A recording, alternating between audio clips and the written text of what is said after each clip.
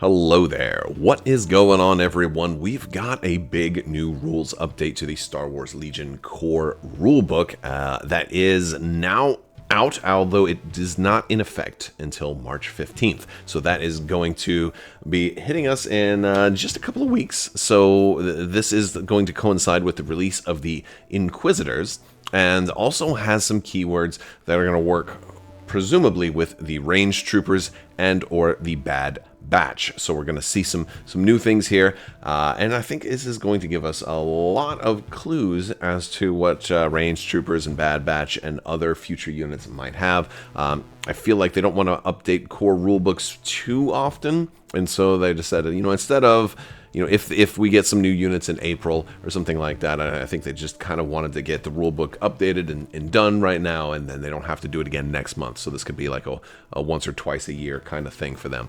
So, but the cool thing is, our benefit is we get some early spoilers for possibly Bad Batch and Ranged Troopers that we have not seen yet, and I think that that's pretty cool. Now, we are also going to be, we're still doing that $25 Amazon gift card giveaway. We're going to be announcing the winner at the end of this video. If you don't win this one, don't worry, we'll do another giveaway as soon as this one ends, so you can still enter to win the next one. That'll run for about 2 weeks. Another $25 Amazon gift card giveaway for the next one, and you can easily enter to win that. Just you got to be a subscriber and leave a comment on this or one of my videos. Let me know your favorite Bad Batch or Disney Plus show or episode. Has there been an episode of a Star Wars show that stuck out to you?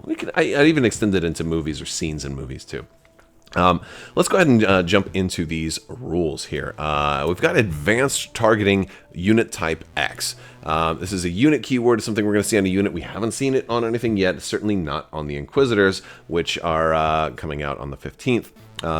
So this says when a unit with advanced targeting X keyword declares an attack against an enemy unit with the unit type listed before measuring range, it may gain X aim tokens. A unit that uses the advanced targeting X keyword may only form one attack pool and skips the declare additional defenders step of the attack sequence. So this is cool. You're going to get a couple extra aim tokens. You can't split fire. But I don't think there's any problem with being able to do like fire support for something like this, or at least it does. This keyword doesn't specify that. So 2 extra aim tokens could be really nice if you're gonna have a really large dice pool, and definitely need to take advantage of some of those rerolls. I like this keyword. I would imagine something like this could be ranged troopers, or it could be the Bad Batch. I could see this being droid.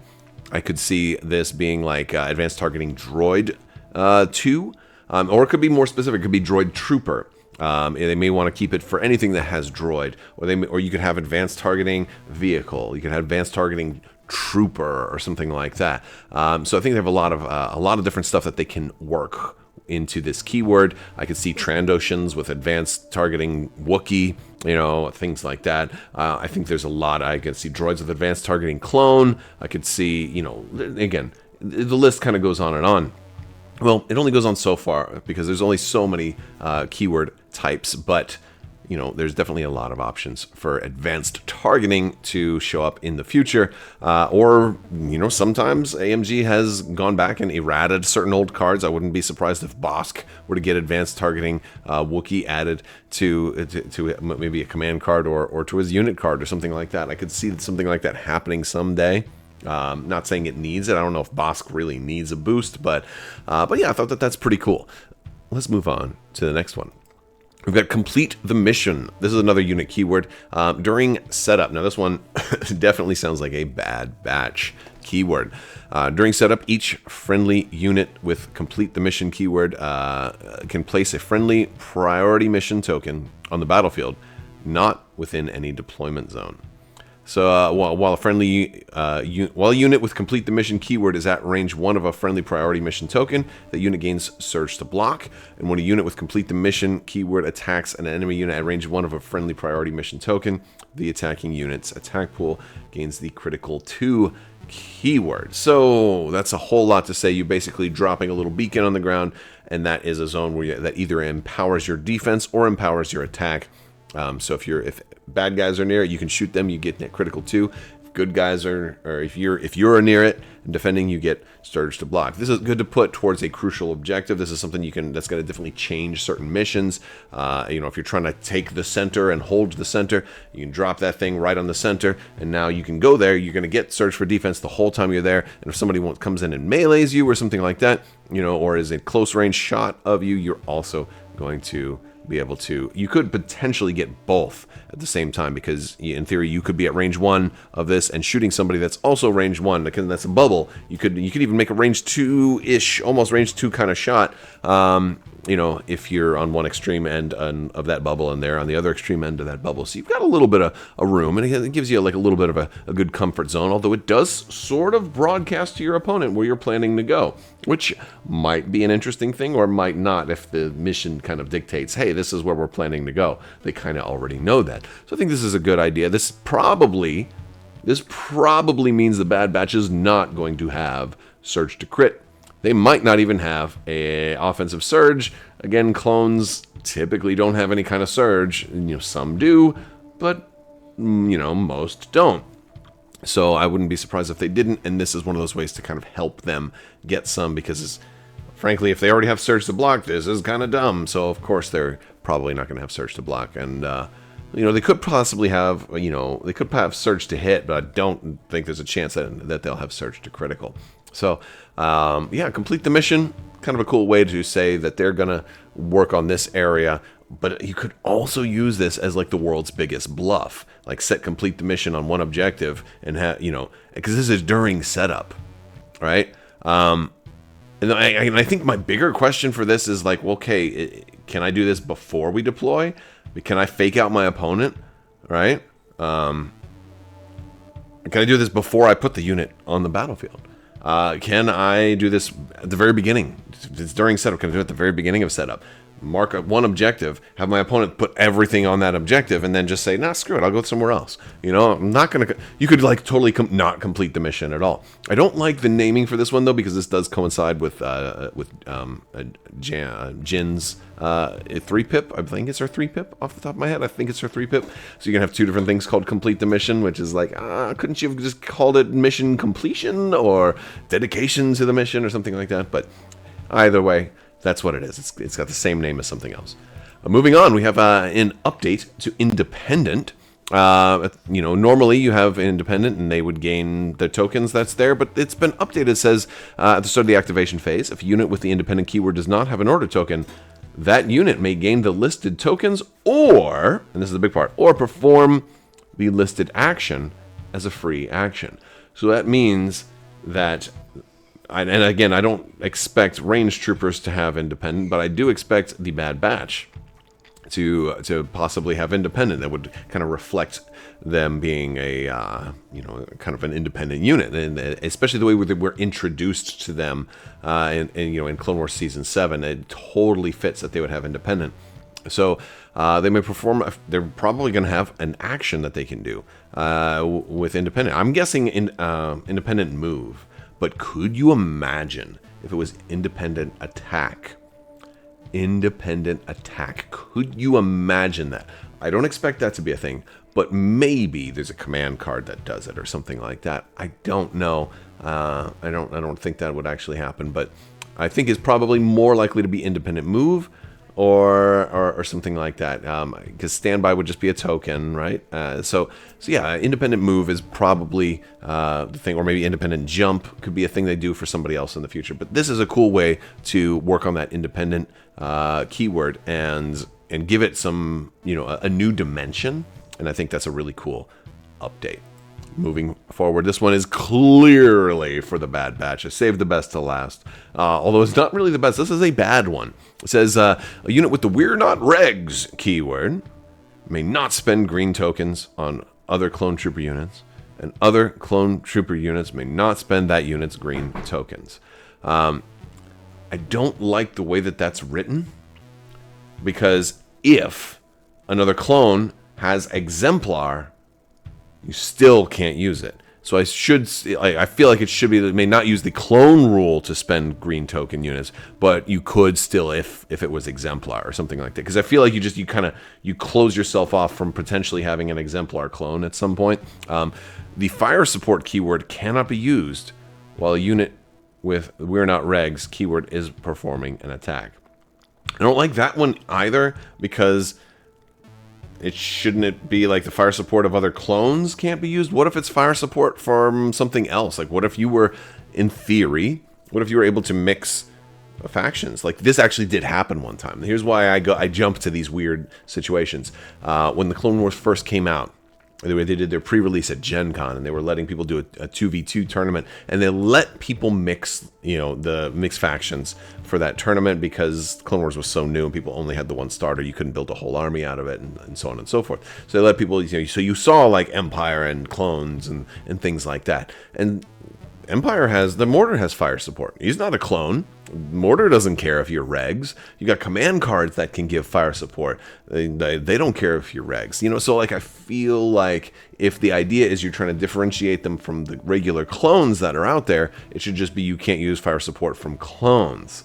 But that one's not as bad. The bigger issue I have with this one is that you rule yourself out from being able to have a clone with exemplar that could benefit these guys. Now you still can, if you are running the Bad Batch and they have "We're Not Regs," you could still spend Padme's spend Padme's clones. No, you could still spend Padme's green tokens or Yoda's when he does his command cards. So there is still some option for you to borrow some tokens, but they'll be much fewer and far between. And that's kind of one of those things, if I back up a little bit, that's one of the things that made me think of advanced targeting possibly could be, on ranged troopers, but also clones, because of the fact that they're going to be at a disadvantage for other things. Granted, we haven't seen the unit card yet. We don't know what they're going to cost. We don't know what kind of weapon profiles they're going to have. We don't know a lot. There's a whole lot more we don't know than what we do know. So this might be a really good balancing factor. It is weird to see a new keyword that's just completely negative. Like there's no upside to this keyword. So yeah, I'm not super crazy about it, but it's good to know that's what it is. So "We're Not Regs." Definitely a Bad Batch keyword. Now we also have a couple of other things that are going to apply to the Inquisitor release more specifically. Since these are already spoiled, we do know that there are some changes to this one. So let's go ahead and take a look at the Inquisitor. Now, Inquisitors come out on the 15th of March, so get your pre-orders in. The Empire's finally going to have another red saber, and 2 more red sabers. It's not just going to be Darth Vader dominating. These guys are going to come out and they're going to be hitting the ground hard. I've been very much looking forward to this, and I really, really hope that we continue to get characters from Star Wars Rebels, specifically Kanan and Ezra, and Chopper and Zeb and Hera. And we've got Sabine, we've got Ahsoka. You got Callus even, and Thrawn. Where's my man Thrawn? What's going on here? I mean, granted, Thrawn really is more of a spacefaring guy, but dude, he's in a lot of other games. He's even in the new card game, Star Wars Unlimited. He's in that too, and he's super cool. So, yeah, we need more from Star Wars Rebels, and this is great. It's always good to see Rebels content show up. All right, so Interrogate, we already have this one. I believe Seventh Sister is the Inquisitor that has this one. During the command phase, if a player reveals a command card that belongs to a unit at range 1 of 1 or more enemy units with the Interrogate keyword, and there would be a tie for priority, treat that command card as having 1 more pip. So, again, I think this isn't new to me, but this may be new to you. We've already kind of seen this spoiled on the Seventh Sister card. And it's basically a really nice way. It's similar. It's similar to Cunning, but it's not as good as Cunning. It means that she has to be close. She has to be close to that unit. Now, the Inquisitors are already kind of rush, aggro type characters that are going to be moving in, getting very, very close for the most part. So, but this won't work on the first turn, maybe not even the second turn. But once you close the gap and you can get close enough, then this is something that's going to kick in. A good defense against this keyword would be having multiple characters that have command cards, and maybe keeping them separate. And like, oh, you're right on top of Leia Organa. Okay, well, let me go ahead and play Luke's command card since he's over somewhere else doing something else. So you can force people into doing that by doing this. So Interrogate's a very interesting keyword. It's going to put a lot of grief on people that and the Inquisitors have so many other nasty tech that really punishes people for letting the Inquisitors get close. If you see an Inquisitor coming, you've got to prioritize ranging them down before they get to you. I think that's going to be the play. But again, of course, you want to do that with everything. You want to gun down everything that your opponent has, but especially Seventh Sister because of a card like this. Unless you just don't care who wins priority. If you just care about the effect on your card, you're like, I can go second. I don't care. I'm going to kill you anyway. You could always do that too. You just don't have to take it so seriously. If you're too dumb to know anything, the interrogation will fail. That's my policy. Let's just smile. I'm just here to have fun. I don't care. You can go first. And then they'll hate it when you do that. You're like, but I put this tech in here for a reason. I'm like, good. I wanted you to go first. I was gonna pass. I was just gonna say you can go. All right. Moving on. Associate. We've seen this one already too. It did show up during army building. A unit with the associate keyword does not count its rank towards the maximum rank requirements for that rank if a unit with the specified unit name is included in the same army. In other words, one of the Inquisitors you can just include just fine. When you have both of them, well, one of them has associate, I think it's fifth brother has associate seventh sister, or vice versa, and basically you can they both count as a single instance of an operative. So if you were going to run, for example, if you were going to run 2 Inquisitors and another operative, you can do that. I mean, that'll be cool once more Inquisitors come out, like when the Grand Inquisitor finally comes out, although he'll probably be a commander.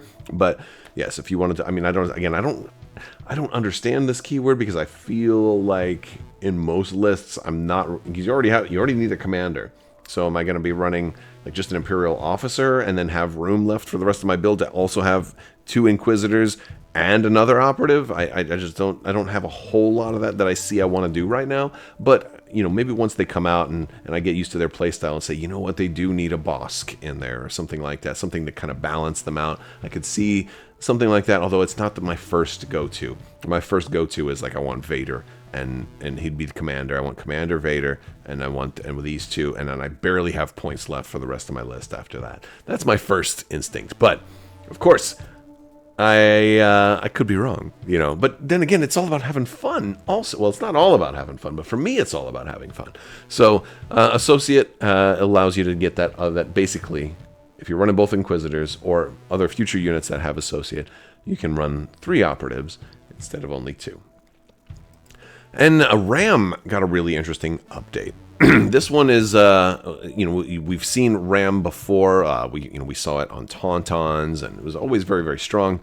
They changed this a little bit. I'll go over the whole thing. While a unit performs an attack that has the attack pool that includes a weapon with the RAM X keyword, during the modify attack dice step, it may change X results to critical results if it meets either of the following conditions. The unit leader has a notched base and performed at least 1 full standard move at its maximum speed during the same activation as an attack that uses RAM X. Okay, that seems pretty clear cut. That seems consistent with how we've used RAM before.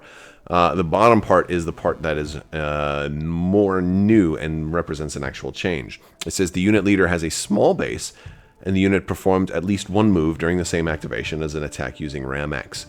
And now, if you didn't realize what changed there, it's okay. I'll spell it out for you. It's the at least 1 move, as opposed to at least 1 full standard move. So that makes this a lot easier for a small base unit to have RAM X. Now, what has RAM X? The fifth brother has RAM X. He's got a 5 black die lightsaber, and RAM X is going to be incredible on that thing.